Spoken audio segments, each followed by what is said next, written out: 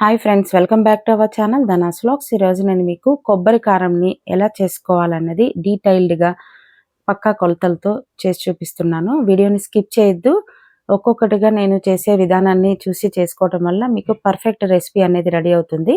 ఈ కొబ్బరి కారం చక్కగా స్టోర్ చేసుకోవచ్చు, 2 నెలలైనా కూడా పాడవదనమాట. మనం చేసే అన్ని వంటల్లోనూ సైడ్ డిష్కి చాలా యూస్ఫుల్గా తొందరగా అయిపోవాలంటే ఈ రెసిపీ చేసి పెట్టేసుకోండి ఒకసారి.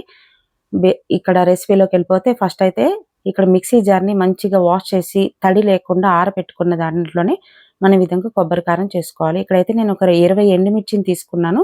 నేను చేసిన క్వాంటిటీకి ఎండుమిర్చిని నేను వేయించట్లేదు కాబట్టి కొంచెం మెత్తగా ఉంటాయి కాబట్టి 2గా తుంచి వేసుకోవాలి. ఇక్కడ మనం కుక్ చేయాల్సిన అవసరం ఉండదు. డైరెక్ట్గా అలాగే అన్ని వేసేసుకోవచ్చు. ఈజీగా ఒక 4 నిమిషాల్లోనే 2-3 నిమిషాలే మనకి పౌడర్ రెడీ అయిపోతుంది. ఒకసారి స్టోర్ చేసి పెట్టేసుకోండి. ఇందులో నేను 1 టేబుల్ స్పూను రాక్ సాల్ట్ వేసుకుంటున్నాను. నిలవ ఉండాలంటే రాక్ సాల్టే వాడండి ఇలాంటి రెసిపీస్కి. లేని పక్షంలో నార్మల్ వైట్ సాల్ట్ అయినా వేసేసుకోవచ్చు. ఒకసారి మిక్సీ పట్టేసుకోండి. ఒక 30 సెకండ్స్ ఇలా గ్రైండ్ చేసుకుంటే ఈ విధంగా రెడీ అవుతుంది. గింజలతోనే ఉంటుందన్నమాట. సో మెల్లిమెల్లిగా మిగతా వేసేటప్పుడు దాంతోపాటు తొందరగా నలుగుతాయి. ఇందులో నేను ఒక 4 టేబుల్ స్పూన్లు ధనియాలు వేస్తున్నాను. ధనియాలు కూడా ఒకసారి మిక్సీ పట్టేసుకోవాలి.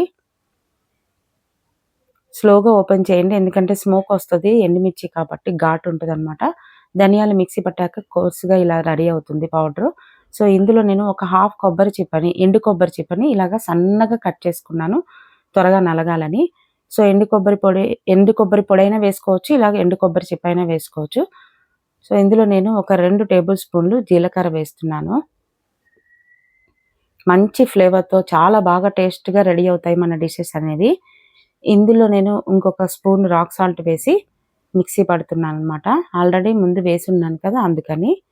సో కొద్దిగా స్లోగా తీయండి, ఎందుకంటే మనకి ఘాటు ఎక్కువగా అనిపిస్తుంది. పొగ చూసారు ఎలా వస్తుందో.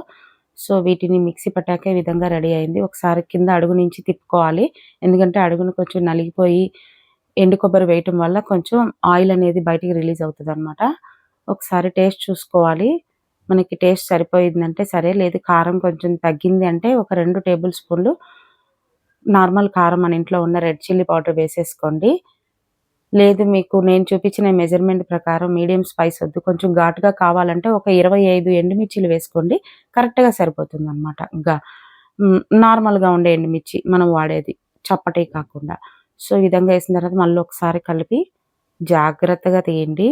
పొగకి మనకి ఘాటు ఎక్కువ వస్తుంది, చాలా స్పైసీగా, అదేవిధంగా కమ్మదనంతో చాలా టేస్టీగా ఈ పౌడర్ అనేది రెడీ అవుతుంది. లాస్ట్లో నేను సాల్ట్ చెక్ చేస్తున్నాను.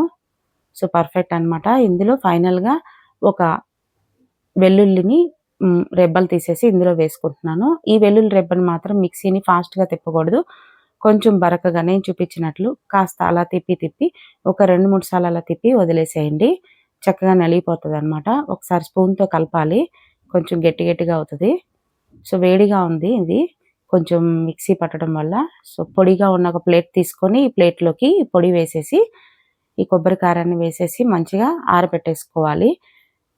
మంచిగా చల్లగా అయిపోవాలన్నమాట, ఎందుకంటే స్టోర్ చేసుకునే ముందు ఈ వేడి ఉంటే పాడైపోతుంది, కలర్ కూడా చేంజ్ అవుతుంది. కనీసం ఒక అరగంట అలా ఆరబెట్టుకోండి. టేస్ట్ చూస్తున్నాను, అమోఘంగా ఉంది. వేడి అన్నంలో కాస్త నెయ్యి చొక్కేసుకొని కూడా ఈ పొడి వేసుకొని తినేసేయచ్చు. లేదంటే సైడ్ డిషెస్లోకి, కొంచెం పొడి కూరల్లోకి, ఫ్రైస్లోకి కూడా ఈ కొబ్బరి కారాన్ని హ్యాపీగా వాడుకోవచ్చు. ఫ్యూచర్ వీడియోస్లో నేను మీకు చూపిస్తాను. చాలా రెసిపీస్ని చేసుకోవచ్చు ఈ కొబ్బరి కారంతో. ఇలాగ గాజు కంటైనర్లో స్టోర్ చేసుకోండి, చాలా నిల్వ ఉంటుందన్నమాట.